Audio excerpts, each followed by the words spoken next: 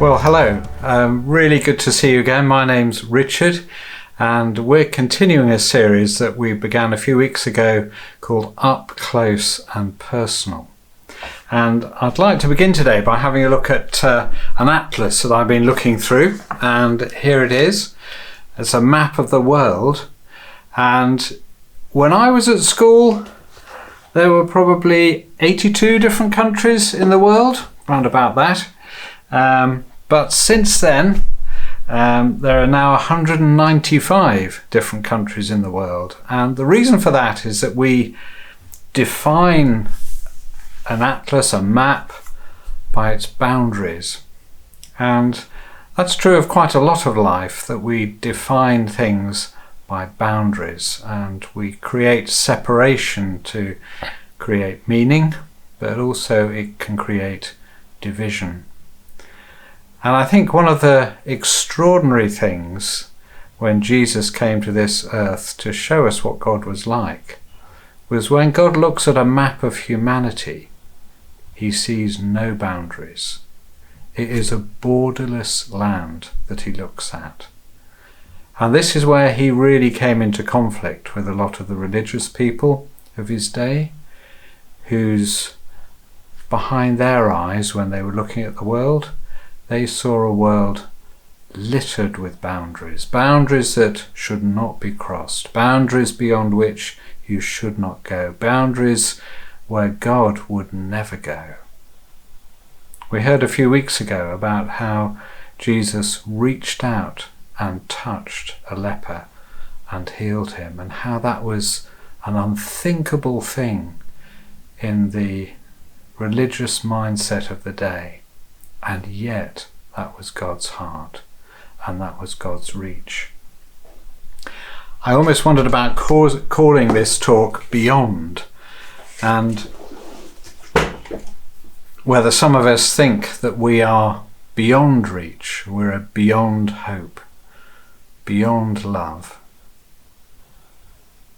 beyond the desire that God would have to come and seek me out. But the message that Jesus brought was that he is the God who goes beyond. And the story that we're going to look at today, which is written in Luke's biography of Jesus, right at the end of it there is this extraordinary phrase that says that the Son of Man, that is Jesus, came to seek and save those who are lost. There's three extraordinary things in that phrase, and this phrase really characterizes the whole of Luke's account of Jesus' life, portrays the reality of this truth, that he came to seek and save those who are lost. He comes to seek. And that's an extraordinary thing, because in the religious mindset, if we imagine God in our own image and think about what he would be like, the seeker is often the person themselves, trying to find a static God, hidden somewhere, or in some shrine. But what Jesus was saying, that it is God who is seeking, it is God who is on the move. We worship a God who seeks until he finds. And we might imagine if he's seeking, he would be on a search and destroy mission. He would be coming to seek out the things that are tainting his world, the things that are contaminating the beauty of it, and destroy them and clean the place up. That was definitely the Pharisees, a sort of Jewish religious elite of Jesus' day, would have felt that was absolutely God's mission. He would want to come on a search and destroy mission, but he didn't. He came to seek and save. And that word save means salvage, restore, recover, bring back to life. Bring back to life what? Those who are lost. And that word lost It's not like when you're in Morrison's and you can't find where they've put the yeast. Now they've reorganised, you can't find yeast anywhere now anyway. But it's not that sort of lostness. It's not like I've lost my way. It is absolutely lost to hope. Lost here means perished, destroyed, beyond hope. But Jesus came to seek and to save those who are beyond hope.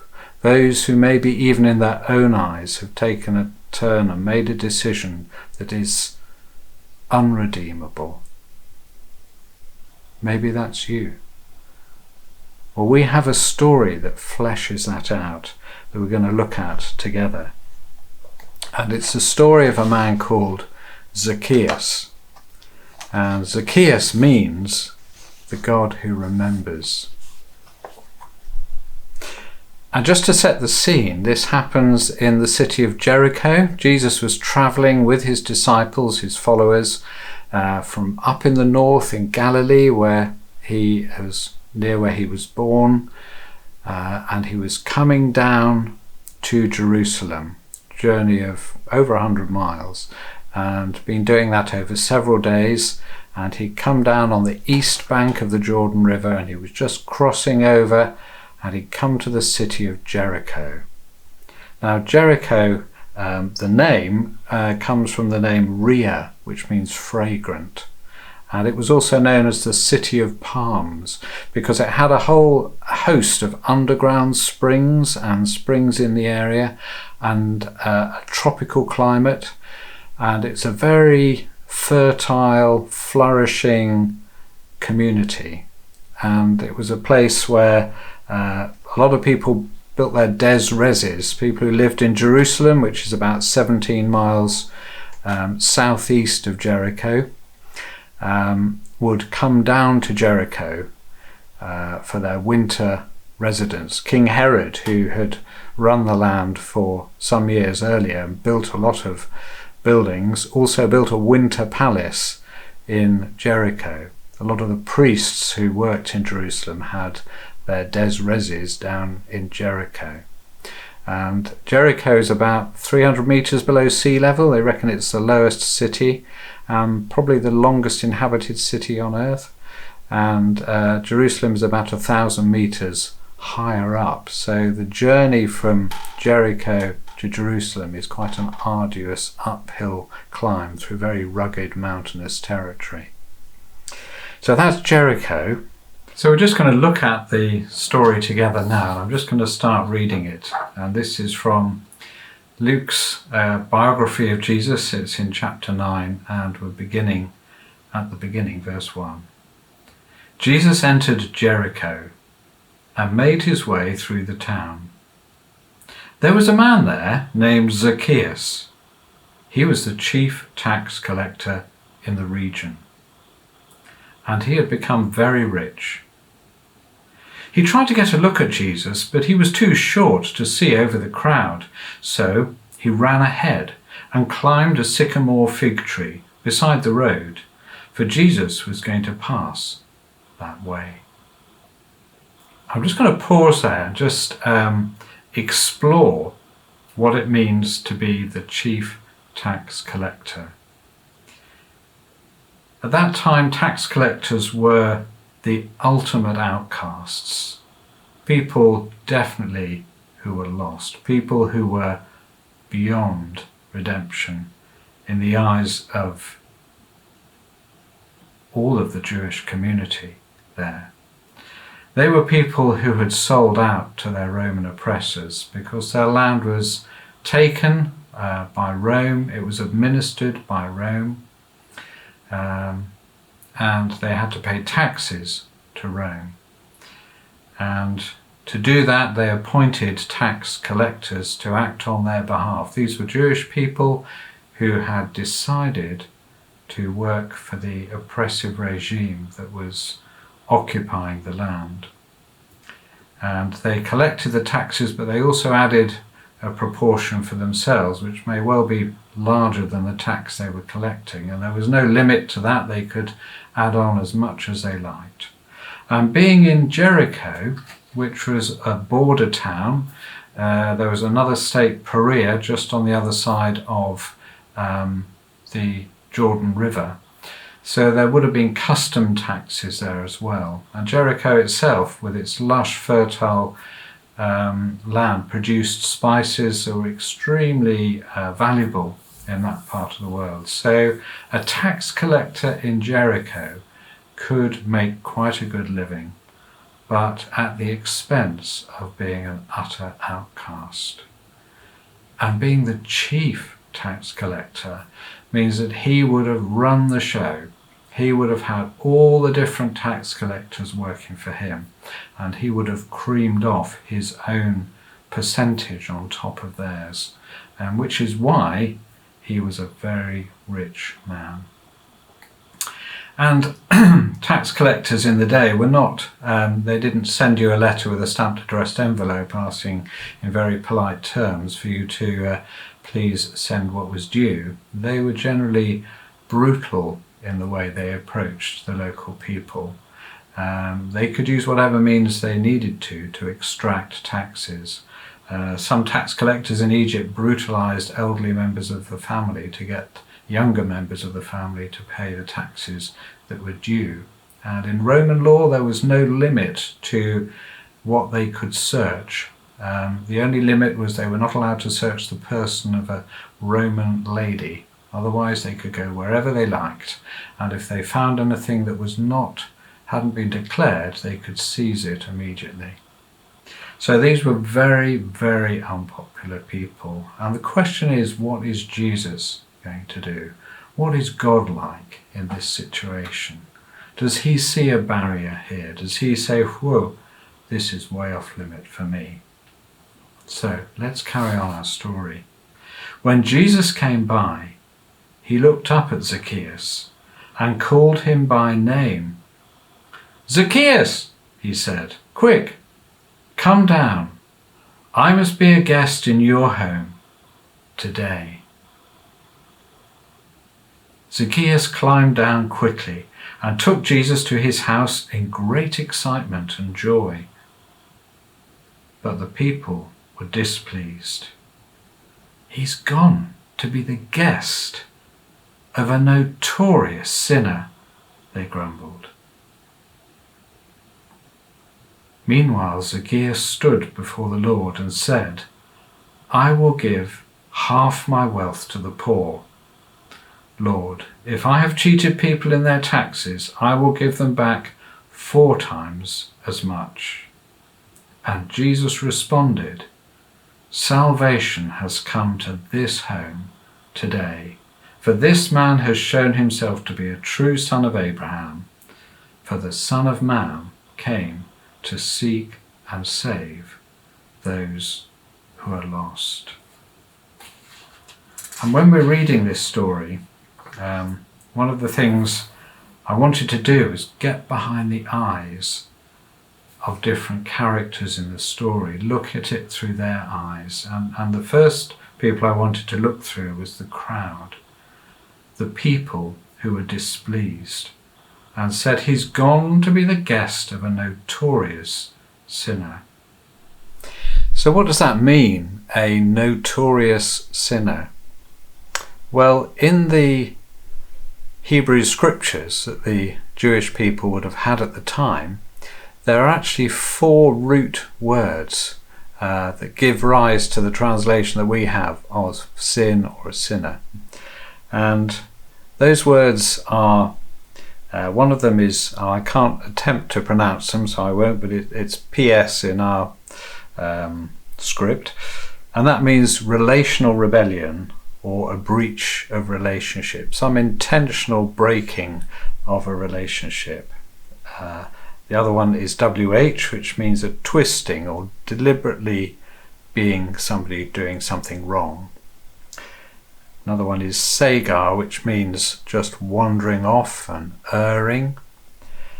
But far and away, the most common root word to describe that gives rise to the word sinner or sin is HT, which means falling short, missing the mark.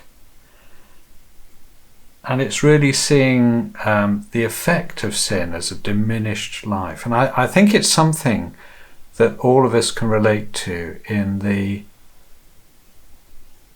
brokenness in each one of us. There's a sense of incompleteness. I don't know if that's something you relate to, but there's a sense that we're not quite up to the mark. We're not as good as we would have hoped to have been, as good a father, as good a husband or spouse, as good or whatever.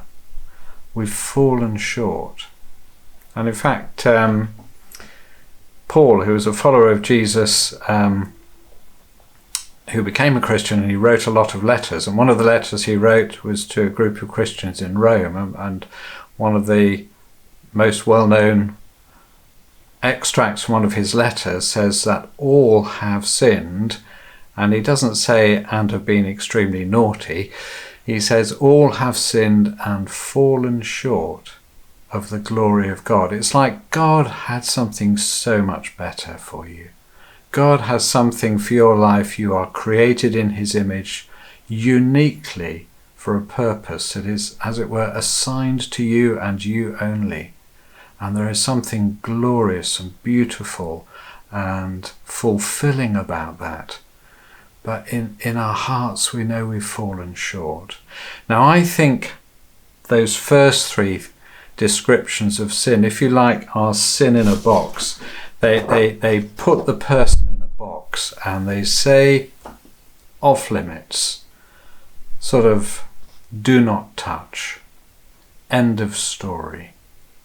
And when the crowds are looking at this guy and they're saying he's a notorious sinner, and you can understand them, the hurt that he may well have caused them personally, he's just off limits. This is not somewhere that God would want to go. But I think that Jesus and God see sin more as a line. Oh, if only, if only. And they see the diminished self, the shame that we talked about a few weeks ago, and that sense of lacking worth. And I think if we get behind the eyes of Jesus, that's what he's seeing when he's seeing Zacchaeus. He doesn't see something that is lost forever. He sees someone who is lost, but there is hope. He sees what can be, not just what could have been. And that's why he says what he says to him. Quick, come down. Now I wonder, in that phrase, how many times Zacchaeus had been climbing, I don't mean literally climbing trees, I mean in his life, in that sense of incompleteness.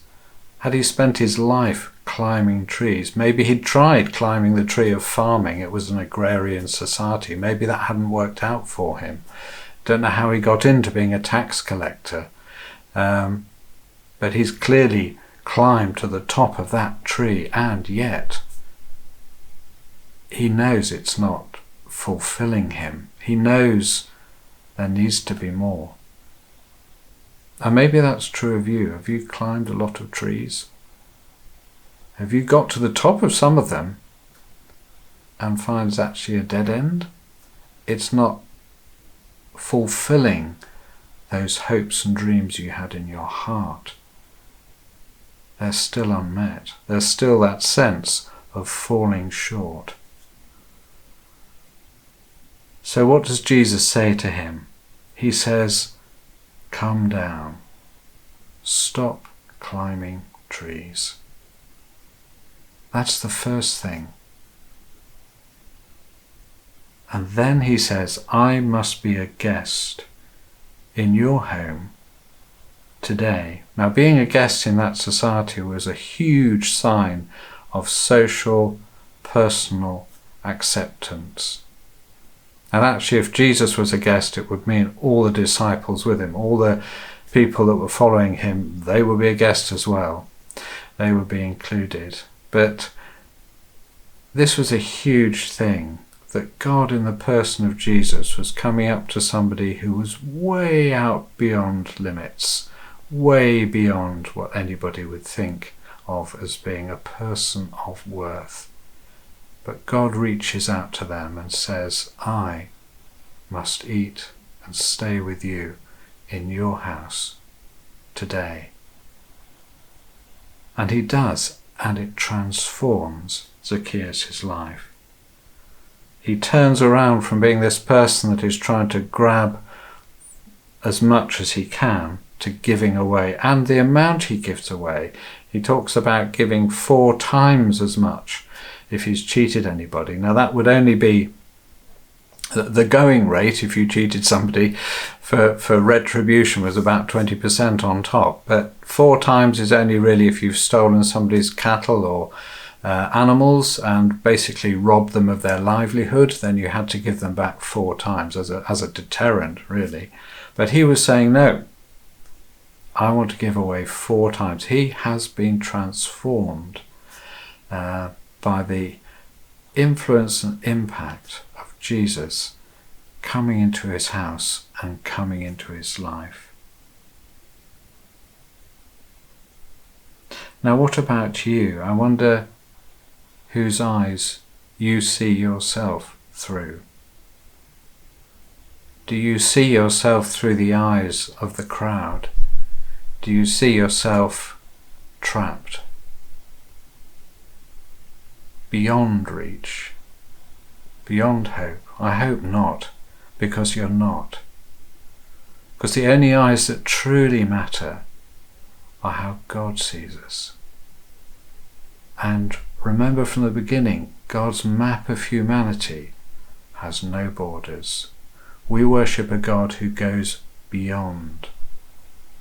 We worship a God who came to seek and save, to salvage, to rescue those who were lost. And all we have to do is recognize that. Come down, stop climbing trees, hear him knocking on the door of our lives and say, come in, the door's open. Share life with me. I believe in you.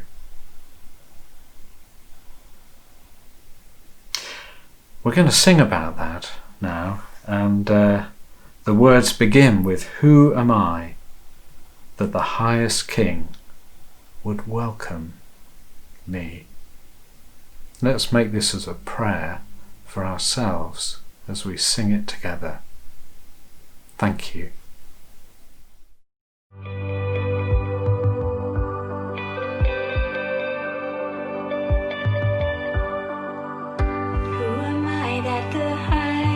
King would welcome me. I was lost, but he brought me in. Oh, his love for me. Oh, his love for me. Who the sun sets free, always free indeed. I'm a child of God. Yes, I